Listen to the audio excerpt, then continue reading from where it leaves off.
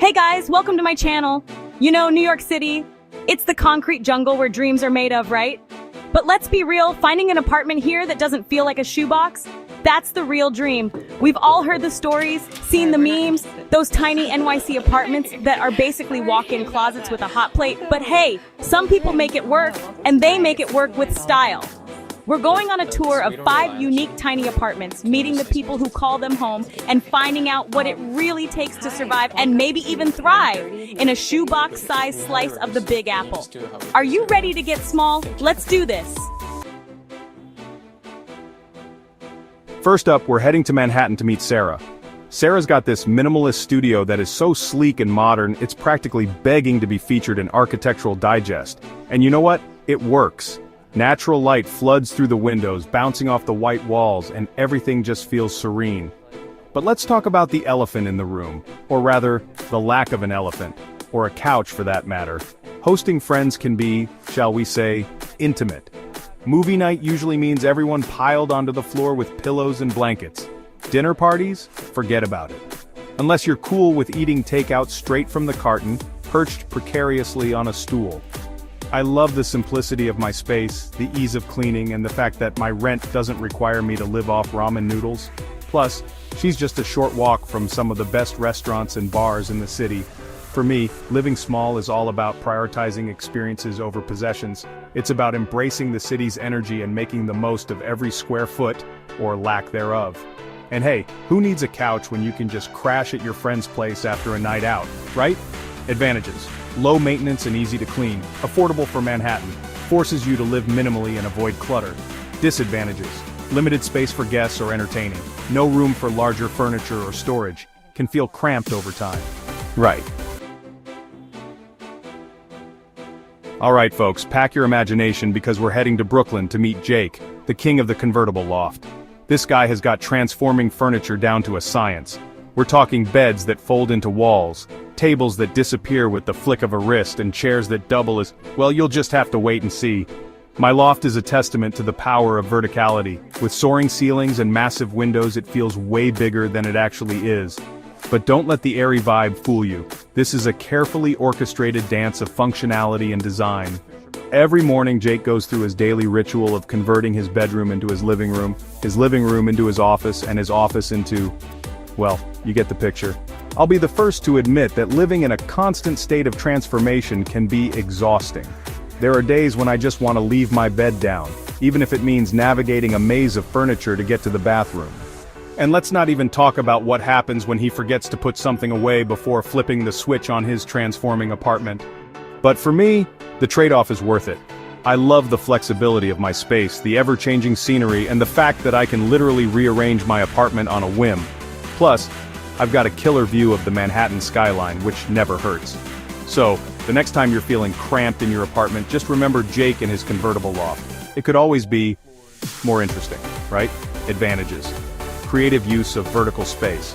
Feels larger due to high ceilings, customizable for different needs, work, sleep, etc.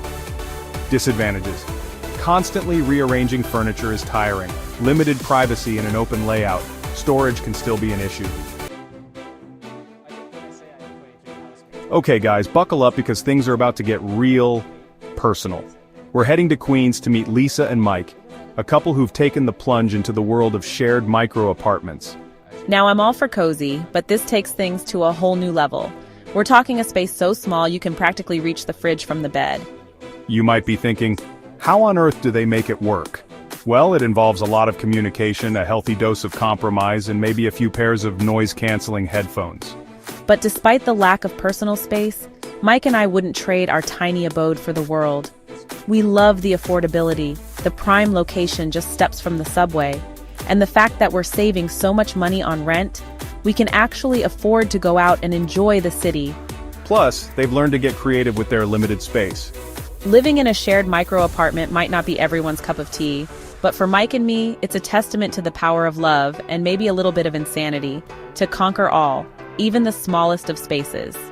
And hey, if they can survive living on top of each other, their relationship can survive anything, am I right? Right.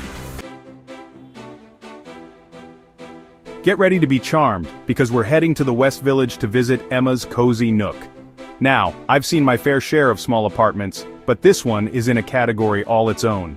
My apartment is a testament to the fact that you don't need a lot of space to create a space that feels like home. Every inch is filled with something interesting. Bookshelves overflowing with well-worn paperbacks, plants cascading from every available surface, and twinkling fairy lights that cast a warm glow over everything. But let's be real, cozy is often code for not a lot of storage. Emma has gotten incredibly creative when it comes to maximizing every nook and cranny.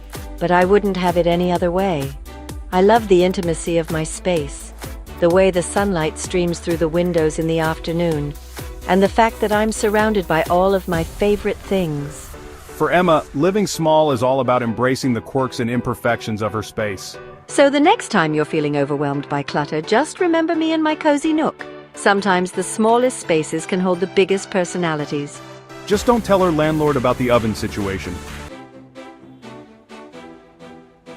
Hold on to your hats, folks, because we're heading up to Harlem to visit Carlos in his rooftop micro studio.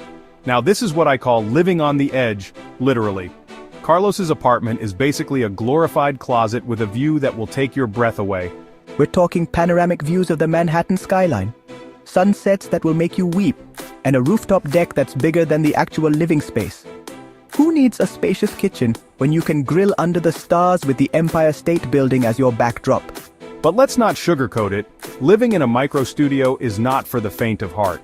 Carlos has sacrificed a lot for that million-dollar view, counter space, closet space, and any semblance of personal space when his friends come over to party on the roof. But I wouldn't trade it for the world.